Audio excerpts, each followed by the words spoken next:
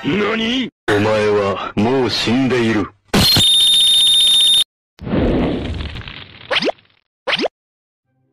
Assalamualaikum warahmatullahi wabarakatuh. Halo semuanya, gimana nih kabarnya? Pusreng lancar? Gebetan masih aman ya? Ya, selamat datang kembali lah ya di channel ini bersama saya Aji di Oknum Guru, dimana akan membahas materi-materi pembelajaran di sekolah. Video ini yaitu part 2 dari video kebugaran jasmani terkait keterampilan yang pernah sebelumnya diupload ya.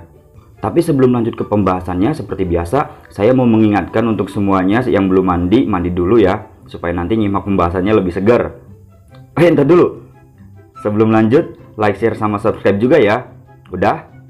Alhamdulillah, semoga amal baik kalian diterima Tuhan Yang Maha Esa ya. Yang pertama, yaitu kelincahan atau apa tuh dibacanya? Agility apa agility? Ya, kelincahan berasal dari kata lincah yang bisa diartikan tidak diam ataupun selalu bergerak. Secara definisi, kelincahan ini yaitu kemampuan untuk melakukan perubahan gerak atau perubahan arah secepat mungkin tanpa hilang keseimbangan. Oke, ada perubahan gerak, perubahan arah, dan keseimbangan. Nah, berarti orang yang lincah itu satset-satsetnya kenceng dan gak gampang jatuh. Ya nggak gitu juga sih. Intinya, perubahan gerak atau posisinya efektif lah. Ini kayak misalkan kita lari kenceng ke depan, tapi jaraknya deket ya. Terus tiba-tiba gercep, nikung tajam dan gak jatuh. Nah, ya gitu. Tapi bukan nikung yang itu ya. Nah, buat kalian yang udah nyimak video part satunya, sampai sini harusnya udah ada gambaran gimana kelincahan itu ya. Kelincahan dengan kecepatan itu beda. Orang yang bisa lari kenceng lurus belum tentu bisa sama kencengnya pas belok-belok. Begitu pula sebaliknya. Oh iya, kelincahan ini ada yang namanya kelincahan umum atau general agility dan kelincahan khusus atau special agility. Nah loh, apalagi tuh kelincahan umum sama kelincahan khusus ya? Coba cari tahu ya, pahami, terus tulis di kolom komentar. Oke. Dalam olahraga kayak sepak bola, bulu tangkis, bola voli, bola basket, dan lain-lain, kelincahan ini menjadi salah satu faktor penting untuk menunjang keterampilan fisik. Contoh di sepak bola sama bola basket ya, dribblenya lari kenceng pakai kecepatan ya kan. Kalau dribble kan kayak gitu kan. Tapi buat ngegocek pemain lawan atau menghindari pertahanan lawan, jelas pakai kelincahan dong. Kan satset-satset gitu kan. Terus di bulu tangkis, kalian yang pernah ikut latihan klub atau ekskulnya pasti pernah dilatih dari tengah gerak cepat ke depan kanan, terus balik lagi ke tengah, gerak cepat lagi ke depan kiri, terus balik lagi ke tengah. Dan itu disuruh secepat mungkin kan. Kenapa? Soalnya emang kayak gitu kondisi pertandingan di bulu tangkis kan. Kita dituntut juga buat selalu bergerak pindah-pindah tempat secara cepat. Nggak percaya? Coba aja tonton tayangan pertandingan bulu tangkis tuh. Jonathan Joestar lawan siapa gitu. Bentar, kok Jonathan Joestar? Maksudnya Jonathan Christie. Soalnya sama-sama Jojo sih dipanggilnya. Ya gitulah. Masih banyak lagi contohnya. Coba selain contoh tadi, penerapan kelincahan itu apalagi ya menurut kalian? Tulis di kolom komentar ya. Oke. Untuk melatih kelincahan, kita juga perlu ototnya udah cukup terlatih dan kuat dulu. Berarti, perlu latihan beban buat melatih kekuatan otot juga dong ya. Ya iya, terus secara spesifik melatih kelincahan bisa dilakukan dengan latihan yang ada gerakan mengubah posisi badan atau mengubah arahnya. Itu aja sih kuncinya. Contoh kayak shuttle run. Ayo, apa tuh shuttle run? Ya, shuttle run itu lari bolak-balik ya. Yakinlah kalian pasti pernah. Lari bolak-balik tapi jaraknya deket. Taruhlah paling jauh misal 10 meter, itu juga udah rada kejauhan. Nah, jadi dalam jarak yang ditentukan tadi, kita lari bolak-balik secara cepat. Variasinya bisa pakai cones. Jadi setiap kali nyampe tangannya meraih cones gitu. Kayak mau Kayak mau Noel conesnya gitu. Ada juga yang cuma lari bolak-balik aja. Terus selain shuttle run, latihan yang simple ini juga bisa buat ngelatih kelincahan, yaitu lari zigzag. Ya kalian udah pada tau lah ya lari zigzag itu gimana. Tapi ingat, pas latihan jaraknya dekat juga dan gerakannya harus secepat mungkin. Squat thrust. Ayo, apa tuh squat thrust? Squat thrust juga bisa kita pakai buat ngelatih kelincahan. Nah, cari tahu juga tuh squat thrust itu gerakannya gimana ya. Oke, kelincahan sampai sini dulu. Kalau belum paham, ulangi aja. Yang kedua, keseimbangan atau balance. Setiap gerakan manusia pasti memerlukan keseimbangan tubuh. Dalam olahraga, keseimbangan juga sangat diperlukan. Keseimbangan itu artinya kemampuan seseorang mengendalikan tubuh sehingga gerakan-gerakan yang dilakukan dapat dimunculkan dengan baik dan benar. Kemudian ini ada dari artikel terbitan Ikatan Fisioterapi Indonesia. Katanya, keseimbangan adalah kemampuan untuk mempertahankan kesetimbangan tubuh ketika ditempatkan di berbagai posisi. Terus ada lagi kata O'Sullivan dalam bukunya ya. Katanya, keseimbangan adalah kemampuan untuk mempertahankan pusat gravitasi pada bidang tubuh, terutama saat posisi tegak. Waduh, saintis sekali ya bahasanya ya. Tapi itulah ya, pahami aja. Definisi tadi ada mirip-miripnya kok. Terus di keseimbangan ada yang namanya keseimbangan statis sama keseimbangan dinamis. Apa tuh? Cari tahu dan pahami ya. Itu maksudnya gimana? Terus tulis di kolom komentar. Oke. Penerapan keseimbangan tadi di awal udah dibahas sepintas ya. Contohnya jelas banyak banget. Tapi yakinlah kalian udah pada paham kalau nyimak definisinya tadi sama nyari tahu keseimbangan statis dan dinamis. Ya kalau zaman dulu kan masih banyak tuh di sungai jembatannya cuman pakai beberapa bambu diikat doang tuh, inget nggak? Apa udah nggak ada zaman kalian? Jadinya kan nggak lebar tuh jembatannya. Nah, nyebrang jembatan macam itu juga pasti butuh keseimbangan. Maksudnya parkur juga butuh keseimbangan. Kalau parkur pas gerak di tepi atap nggak seimbang bisa jatuh dan... Terus kalian tahu kan gerakan sikap lilin waktu praktek senam lantai? Ingat nggak?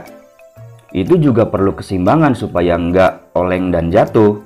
Handstand sama kopstand juga butuh keseimbangan selain kekuatan otot. Coba selain contoh-contoh tadi, apalagi tuh contoh penerapan keseimbangan? Cari tahu dan tulis di kolom komentar ya. Oke.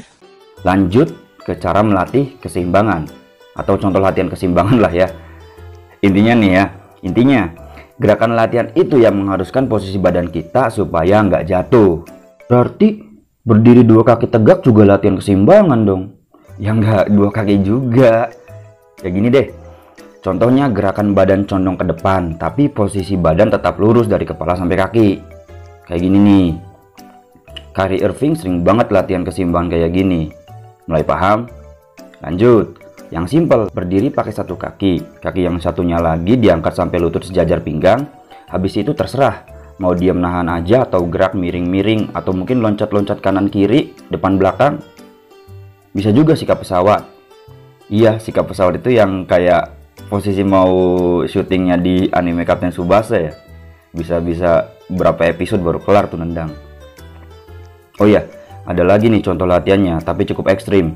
Kamu coba aja bikin jembatan pakai 1 atau 2 batang bambu aja ya buat nyebrang sungai tapi tanpa bikin pegangannya ya. Terus sungainya yang banyak buayanya. Nah, kamu tinggal berusaha aja nyebrang sungai itu pakai jembatan tadi. Masih banyak lagi ya contohnya ya. Harusnya segini udah paham harusnya mah ya. Oke, ini dulu untuk keseimbangan. Yang ketiga dan terakhir, koordinasi. Jadi ingat waktu ngasih tugas buat nyari definisi komponen kebugaran jasmani. Pas bagian koordinasi, isinya pada ngawur ngebahas organisasi dan sebagainya. Bukan itu ya. Koordinasi di sini maksudnya koordinasi yang berhubungan sama motorik atau gerak. Perhatikan definisinya. Oke. Koordinasi maksudnya kemampuan seseorang untuk mengintegrasikan berbagai gerakan yang berbeda ke dalam satu pola gerakan sehingga dapat menggabungkan gerakan bawah sadar. Maksudnya di mana seseorang mampu melakukan kombinasi atau rangkaian gerakan tanpa harus benar-benar dipikirkan. Masih bingung? Coba lanjut deh ke contohnya nih. Ada kegiatan yang namanya senam otak. Contohnya pas bagian ini, apa harus mikirin dulu tuh, habis ini tangan kanan gini, tangan kiri gitu, atau semacamnya lah ya? Kan enggak. Itu cuman butuh fokus dan konsentrasi aja. Gerakannya juga kombinasi kan. Gerakan di tangan kanan beda sama yang di tangan kiri secara bersamaan. Ya intinya gitulah ya. Seberapa bisa connect ke syaraf kita buat ngelakuin kombinasi atau rangkaian gerakan secara lancar. Ada lagi nih contohnya. Lempar bola ke tembok terus tangkap. Atau kayak yang di video sebelumnya tuh, yang ini nih. Ini juga bisa buat ngelatih koordinasi motorik. Berarti fokus ke lempar dan tangkapnya aja. Nggak perlu lempar kenceng-kenceng supaya cepet gerakannya. Ya masih banyak lagi yang simpel-simpelnya juga. Coba kalian cari tahu contoh penerapan koordinasi motorik selain contoh tadi. Terus tulis di kolom komentar ya. Oke. Contoh latihan koordinasi tadi udah dibahas contohnya loh.